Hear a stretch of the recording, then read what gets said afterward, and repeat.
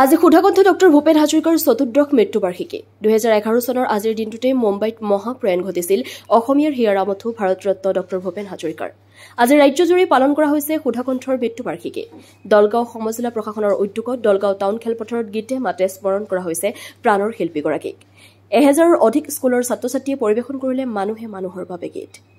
News desk N live.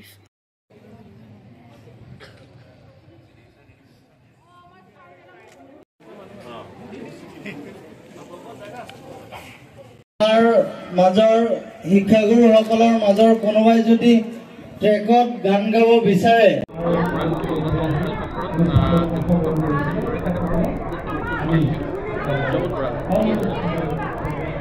আজি আমাৰ অসম চৰকাৰৰ নিৰ্দেশত দলগাঁও সমজিলা কাৰ্যালয়ৰ উদ্যোগত আমাৰ শ্ৰদ্ধাৰ ভাৰত ৰত্ন ডক্টৰ ভূপেন হাজৰিকাদেৱৰ চতুৰ্দশ মৃত্যুবাৰ্ষিকী উপলক্ষে ইয়াত আমি শ্ৰদ্ধাঞ্জলি অনুষ্ঠান উদযাপন কৰিছোঁ। এই শ্ৰদ্ধাঞ্জলি অনুষ্ঠানত প্ৰায় 2000ৰ ওপৰত জনসমাগম হৈছে। মানুহে স্ব-ইচ্ছাই ওলাই আহিছে আৰু আমাৰ বিভিন্ন স্কুলৰ পৰা প্ৰায় 1000ৰো ওপৰত 1000তকৈ অধিক ল'ৰা ছোৱালীয়ে একেলগে মানুহে মানুহৰ বাবে যদিহে অকণো নেভাবে গানটো পৰিৱেশন কৰিছে। আজি 5 নৱেম্বৰ আমাৰ সকলোৰে প্ৰিয় মানুহ আছিলে ভূপেন হাজৰিকা, ডক্টৰ ভূপেন হাজৰিকা ডাঙৰীয়া।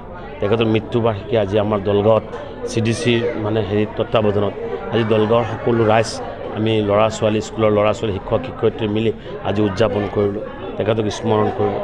তেখেত আমাৰ এজন লিজেণ্ডাৰী আছিলে, তেখেত ডাঙৰ মানুহ আছিলে, মাত্ৰ গায়ক নহয়, অসমখনৰ কাৰণে বহুত কিবা কিবি তেখেত সপোন চাইছিলে।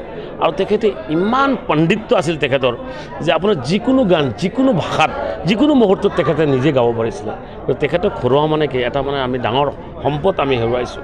গতিকে তেখেতক য'ত আছে ভগৱানে আল্লাহ তেখেতক ভালে ৰাখক, শান্তিত ৰাখক, সেয়া আমি সদায় কামনা কৰোঁ। দ্ৰুত ইণ্টাৰনেট দ্ৰুত সংযোগ এতিয়া এমনেট ফাইবাৰ ফাষ্টৰ সৈতে। বাফাৰ নহয়, স্পীড উৰণ। নয়ন ইনফৰটেকৰ এমনেট ব্ৰডবেণ্ড ব্যৱহাৰ কৰক। 3 মাহৰ ফ্ৰী ইনষ্টলেশ্যন পোৱা যায় মাত্ৰ 342ৰ পৰা। অসমৰ প্ৰতিটো ঘৰত দ্ৰুত ইণ্টাৰনেট এমনেট ফাইবাৰ ফাষ্ট আপোনাৰ লগত। অনলাইন কাম, খেল আৰু বিনোদন একে ইণ্টাৰনেটত সম্ভৱ।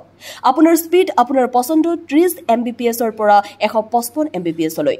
এতিয়া ধীৰ ইণ্টাৰনেটক বিদায় দি ফাইবাৰ ফাষ্ট লৈ আহক অসমত প্ৰথম দ্ৰুততম ইণ্টাৰনেট সেৱা MS নয়ন ইনফৰটেকৰ পৰা।